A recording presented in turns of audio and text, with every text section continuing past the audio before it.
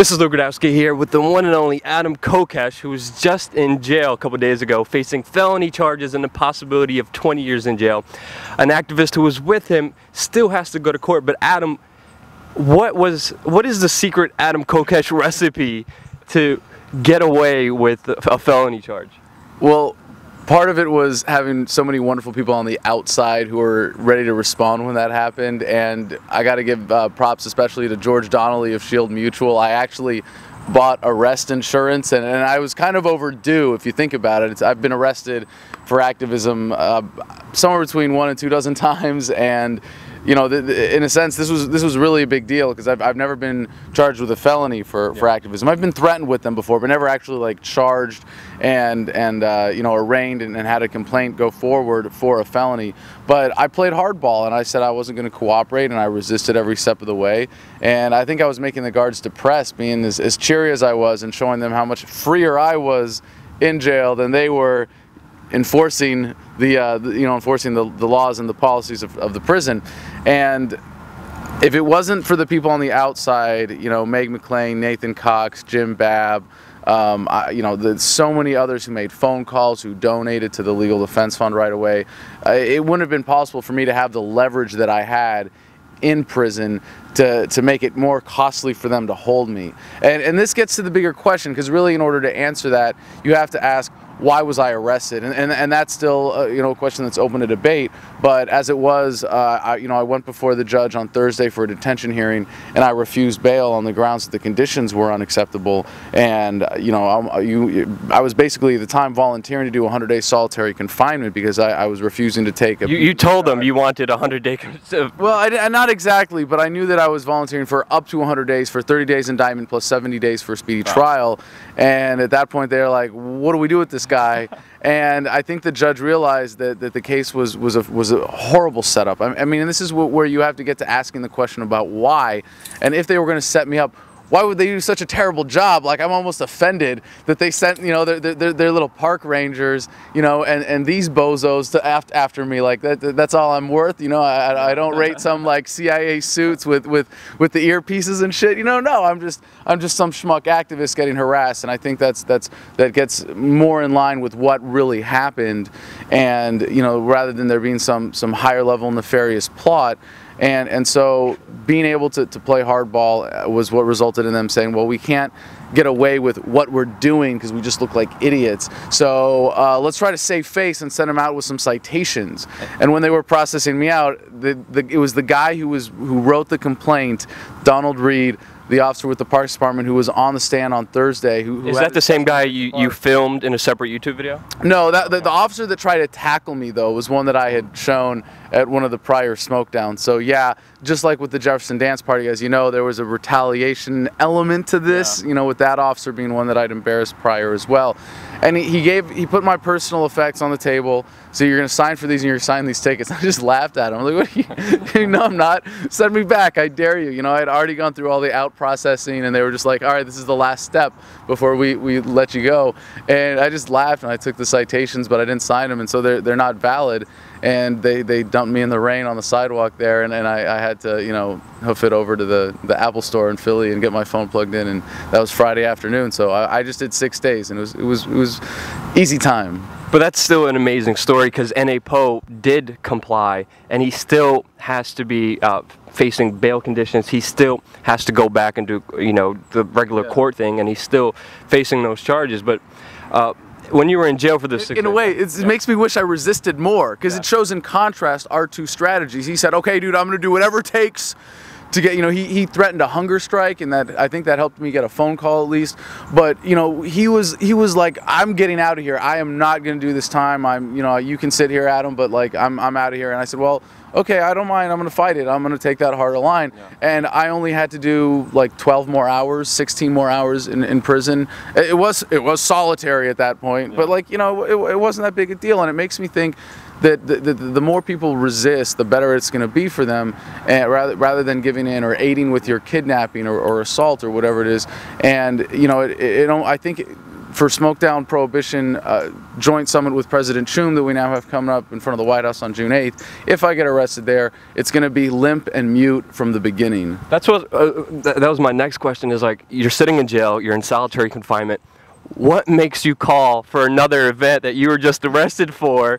And what made you do that? And aren't you afraid that you're going to be arrested again for this? I'm not really afraid of anything anymore, and this experience kind of got me back in touch with this, because it was like, oh crap, I'm in a federal prison now, and I was set up and framed by federal agents who were cooperating with other federal agencies who had enough intel on me, as we learned in court Thursday, that they could recognize me from my face without a photograph. And you're like, what, you know? Yeah. So what am I going to do? Hey, I'm in prison. Can I get a message out? Yeah, so we came up with a 1-minute script to announce this next marijuana civil disobedience event, and I read it to my dad over the phone and said, get this to my team, they're going to make a video and we're going to make it happen.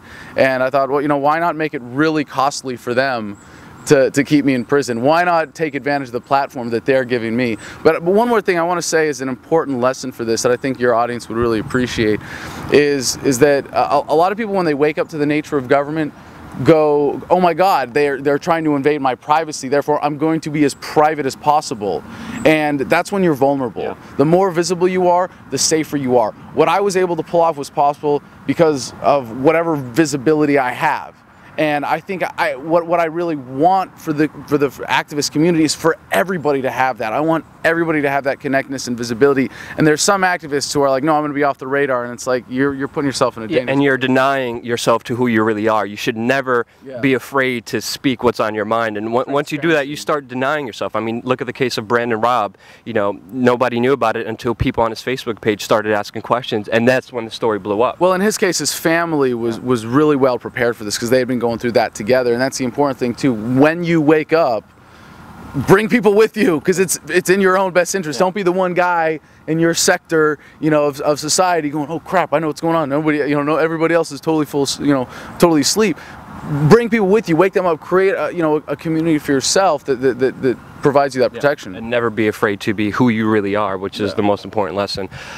When you were in jail, I know I've been in jail a couple times, and you meet a lot of interesting characters. I really wanted to know, who was the worst person you met and who was the best person you met in jail? Well, let me say, just in general, the prisoners are, you know, getting 3 good meals a day, plenty of time to sleep and relax and work out, and some of them are resigned, but most of them are, you know, upbeat and, you know, have a positive attitude, and they're very healthy. And by contrast, the guards are fat and miserable, and they sit around drinking soda pop all day and getting fat. And it's just like, this was really fun for me when I was in prison, to show that contrast and to keep a really positive attitude.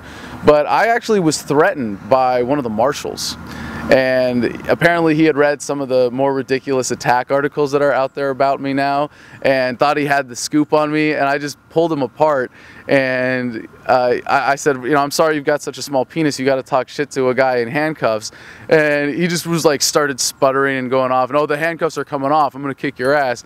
And I just walked past him when the door opened, and I went into the, you know, out of his custody, and just said, enjoy your insecurities. And so there were a bunch of other prisoners that went down in front of, so he was pretty well embarrassed. I feel like I got a good exchange in there. But, you know, I met some cool people. You know, I made some dangerous friends, but you see that there are a lot of people in there, and you know, it's hard to say, well, I'm going to take the word of a convict or someone behind bars. But well, Gosnell, the abortion doctor, was actually just down the hallway from us, a few cells. But you know, we met people that were in there for gun charges, and it was like for possession, and then possession of, you know, as someone who'd been guilty of illegal possession before, and then you're a felony with a firearm, and it was a lot of stuff like that. And it's, you know, you look at the ethnic breakdown of the prison population, and it's just right there in your face. This is a bullshit racist drug war, and the system is designed to keep people down. All right, my next question is, are you calling for an armed American revolution? Well, we're already in the middle of an armed American revolution. I mean, let's be honest about it. And people, when I proposed the armed, loaded, open carry march on Washington, D.C., oh, you're escalating inappropriately, you're being aggressive. Well, even if we were, it's already a violent revolution. When you see that there are victims of government every day who are subject to the violence of federal agents, of state agents, of police officers, you're 8 times more likely to be killed by a cop than by a terrorist. And you want to tell me like we're not already in a violent revolution? As we see people realizing that the government as a whole is a scam, I think now it's a very appropriate time to simply give form to that as a secessionist movement, as a movement to dissolve the federal government entirely in an orderly, peaceful manner. Because if we don't, we're going to be doing it the hard way. If anything, what we are proposing now with not doing the march on DC, but doing a march on 50 state capitals of people specifically calling for governors to secede and reclaim federal property. So you changed that. You're not going to be marching across the bridge. You're just going to be marching from Virginia to your capital. Right. Well, for everybody in their state capitals, because it was too focused on not just me, but that one action, and I don't want to, I'm not afraid of people saying, oh, Adam, you're going for the spotlight, you're an egomaniac, because everybody gets that when they start making noise and people start disagreeing with them. But it really was too dependent on that single action and on me as an individual organizer to ensure that it was done properly and according to plan and in a relatively safe manner.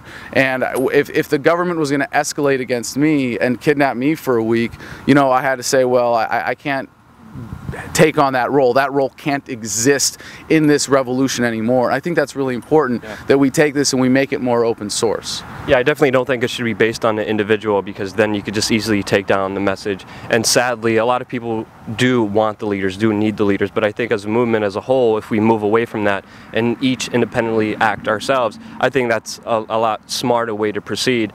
And were there any other factors that made you change the march from Virginia to DC, from now just to Virginia to the Capitol? Well, no, it's not just to the Capitol, it's to all 50 state capitals in the country. And we have, well, part of it was that it was already happening that way. And there were individuals all across the country who were saying, we can't make it to DC that day because Independence Day is a Thursday, but we want to do something meaningful with that day. And they were doing events in their home states already. And so we just wanted to make that the focus rather than have the focus be on this specific thing. And also making it about firearms was kind of a linchpin point. It wasn't exactly the central focus, because it really isn't about guns. Guns are just a reflection of how much the government respects your right as an individual to apply deadly force, which is something that it's kind of hard to deny anyways. They can fight it and then fight the mechanisms of it and try to make guns illegal, but that wasn't really what it was about. It was really about changing that relationship with government. And if anything, we have escalated our tactics by making it absolutely clear this is a call for secession. This is a call to end the Fed. And when we say that, we mean end the federal government. And a lot of people will go, oh my God, that's radical. But when we proposed this, and we talked about this as an armed revolt to overthrow the United States government, no one disputed that at all. And it was really interesting to point this out, because all of the criticisms of the March on DC, the Armed March on DC, they weren't, oh, well, the federal government's a good idea, or Obama's not that bad, or taxes aren't that high. It was, Adam's a scumbag and he doesn't know tactics. And it was like, okay, so you guys are ready to overthrow the government with us then. We just need to give it a different form, and then you'll get on board. So, if there are people who were in that position or saw that kind of stuff, and a lot of it was based on really bad misrepresentations, like deliberate misrepresentations of what we were doing, like, oh, Adam's gonna go start shooting police. That could get him arrested. And it was like, oh, geez. But, like I said, being able to step back personally from this and make it a lot more open source, I think gives it a lot more strength. But what we're seeing is, in a way, I felt also kind of like a sleazebag politician. The old saying, if you see a riot, jump in front of it and call it a parade. Yeah. And in a sense, like, that's what's already happening. And as Americans, we need to come to grips with the fact that this is an empire in decline. Yeah. And if we don't do something drastic to put the federal government in check, we're going to be doing things the hard way later with a drastic, potentially violent collapse. And the thing with this marijuana protest on June 8th, I think we are at a tipping point there where immediately we can take out a linchpin for the war on drugs, because Obama can just like that say it's not Schedule 1 anymore, and it has recognized that it has medical value, and then the federal incentive tied to marijuana is gone. And I think it's worth pushing for some things like that, but voting isn't going going to be the answer. Changing the paradigm is going to be the answer. And right now we're at a tipping point there where Obama's hypocrisy is so blatant. It's important to call it out. But I don't want to fight individual laws. I don't want to, I don't want to do that anymore. And I think that's largely futile. You fight back an inch, and the government says, "Good job, you lobbied and you fought and you won and you voted and way to go. The democratic process is working and the government represents you." Meanwhile, behind your back, they just took another mile, and you're like, "Whoa, what's going on?" Government keeps growing. I definitely think it's really interesting to see a proactive approach, because I see a lot of people reacting to the problems that are coming from the government. But I see you as kind of stepping it up and saying, no, we're going to make them react.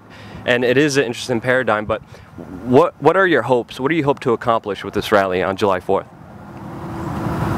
The abolition of the United States federal government. Do you think it's possible? I think this is a good start. I think it's inevitable. I think it's an orderly, peaceful disillusionment is not inevitable. The ending of the federal government as we know it is inevitable. But like I said, it's up to the American people. Are we going to do things the easy way, or are we going to do things the hard way? Are you comfortable saying it's an armed American revolution? Absolutely. Can it be peaceful if it's armed? Absolutely. And this goes to the important point, and this was one of the things that I really thought was cool about the open carry march, is it was making, you had to either accept the point that carrying a rifle, being armed, is not an act of aggression, is not an act of violence. Being healthy and physically capable, having hands that could strangle someone does not make you a killer. Having a gun across your back does not make you a violent person. It means that you're someone who's capable of applying that specific deadly force for whatever purpose you want. But having that ability is different, and making that philosophical point that is so conflated in the gun control debate was important. But it really is secondary to the larger issue of, is this government sustainable? And I think most people at this point, like I said, when they were opposing the open carry march, no one was criticizing that. No one was debating that. And I think, if anything, we made a huge accomplishment in that just by changing the premises of the conversation.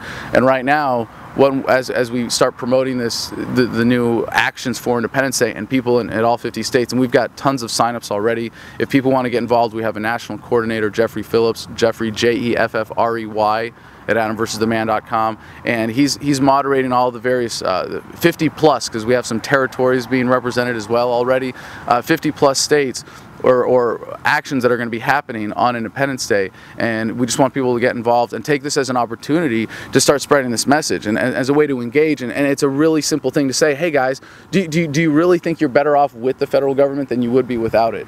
And I think at this point, you'd be really hard-pressed to make the case that this is doing us well. Now, you've been getting a lot of praise, but also you've been getting a lot of criticism. And one of the criticisms I read about is people who are saying you're pushing the envelope too far. That instead of calling for an armed American revolution, we should have a peaceful, information, intellectual-based evolution. What do you say to those people? I think that's what's happening in the longer view of human history. And the way you phrase that right away conflated the terms armed and peaceful again, implied that armed was not peaceful.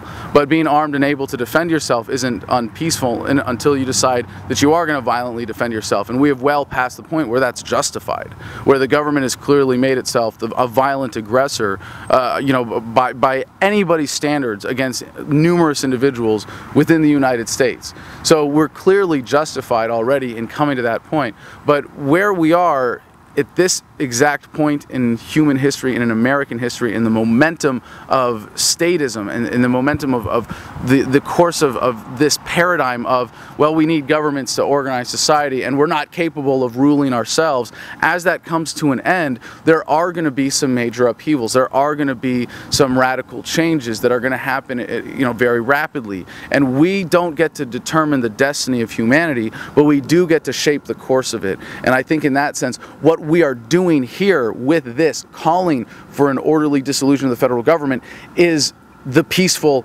nonviolent, smooth way of doing that, rather than the violent, dangerous way of staying in denial and allowing it to continue on its current course. You mean demonstrating, show of force, people arming themselves, not calling for any violence, but standing there peacefully calling for the end of the federal government.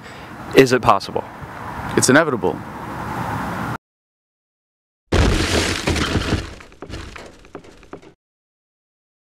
All right, you just got out of jail. Where are we going? Well, where do you want to go? What's your first destination as a free man? First destination, go home, pack up some. With the story still developing about how the Justice Department was spying on the Associated Press journalists, I wanted to know, is there a way for a journalist to keep his sources secure? Is there a way to keep our information away from the grubby hands of the government? To find out,